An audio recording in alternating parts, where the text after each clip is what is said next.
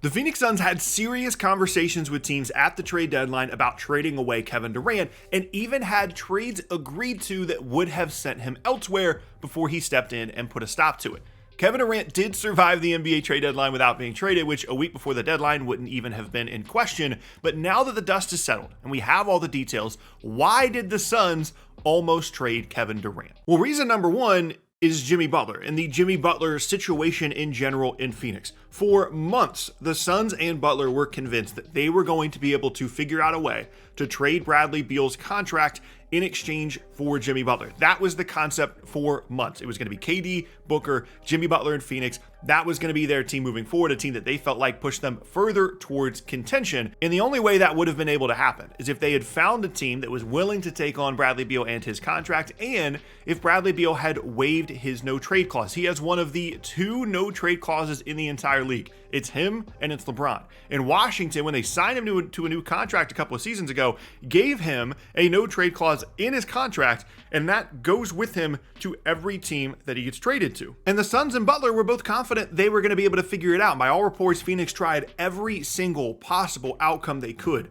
to try and add Jimmy Butler with Bradley Beal involved in the trade, and they were unsuccessful. And once it became clear that it was going to be impossible to trade Beal for Butler, the Suns started to entertain the idea of actually trading Kevin Durant in exchange for Jimmy Butler, which on the surface makes absolutely no sense because the whole point was to pair those 3 guys together. And now you have a Booker, Butler, Beal situation in Phoenix that would have been even stranger than the current Durant, Booker, Beal situation. There was a deal in place that we know for a fact almost sent Kevin Durant to the Golden State Warriors, and it would have ended up with Jimmy Butler in Phoenix. The construction would have been something similar to Durant to the Warriors, similar trade package going to Miami from what they already got for Butler, and future assets plus Butler going to the Phoenix Suns in exchange for shipping out Kevin Durant. And that would kind of be a middle plan for the Suns, where they have their star trio, but then they also have these future assets and they move on from the KD thing. Make no mistake about it, the number one reason why Kevin Durant was being shopped at the deadline, why teams almost ended up with him, why he almost ended up in Golden State,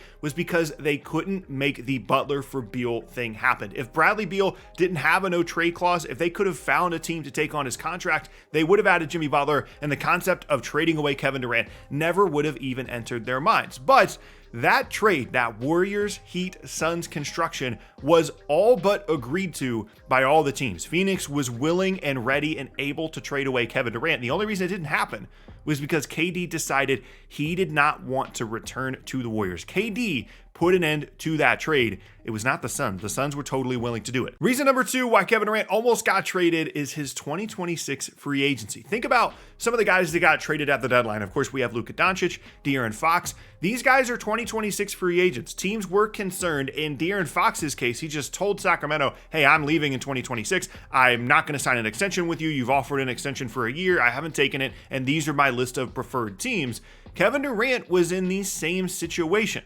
He had the flexibility and the leverage to go to Phoenix and say, hey, I want out, and they pretty much would have had to trade him. Now, he didn't do that. He didn't go to them and say, I'd like to request a trade, but the Suns were concerned, given the dysfunction around the team organizationally, given the lack of team success, that KD would have at some point, whether it be this offseason or next trade deadline, told the Suns that he would like to leave, and the trade request would have limited their leverage in a possible trade, and of course risked the fact that KD could just leave for nothing in 2026 free agency. If he had a contract for the next couple of seasons, this would not have been a concern for Phoenix as KD approaches almost 40 years old, but it was a real thing. They didn't want to risk losing KD and had an opportunity to move him in exchange for some pieces, as well as adding someone like Jimmy Butler that, as we saw when he went to Golden State, was totally willing to sign a new contract extension in Phoenix and thus prevent the Suns from being concerned about losing a big-time player like Durant, or in this case Butler,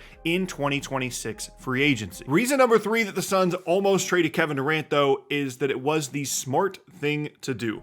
Most other franchises around the league would have realized at this point that as a 500 basketball team, as a team that's constantly battling injury issues, a team that is unhappy, disorganized, using an extra first-round pick just to dump the contract of Yusuf Nurkic, they are at the point where not only does it make sense to trade away Kevin Durant, but probably makes sense to trade away Devin Booker as well. And that Butler Warriors construction was something that kind of went in the middle of those two concepts of like still trying to be good with Butler on the team, but then also getting future assets. But realistically, they should just do the future assets thing. They should have just gone to Houston and said, hey, what would it take for you guys to want to add Kevin Durant? What kind of future picks can we get back from you? Because they have Phoenix's future picks. It's one of the reasons that they traded for them from the Nets. They could have gone to all these other teams and said, hey, Devin Booker, Kevin Durant, these guys are available, and it would have been the smart basketball decision. Now, one of the reasons why that probably didn't happen is because Houston was unwilling at this point to explore trading away those future picks in exchange for specifically Kevin Durant.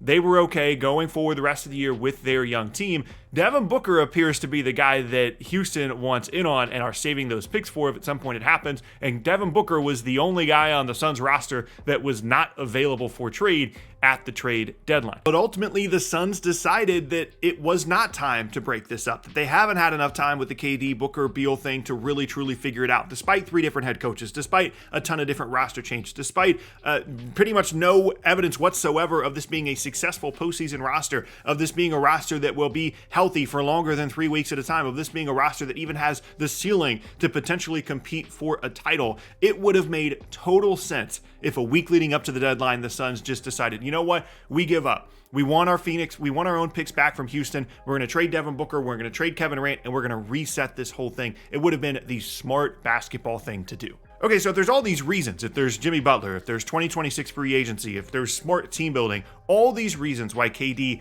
being traded before the trade deadline would have made sense. Why didn't it happen?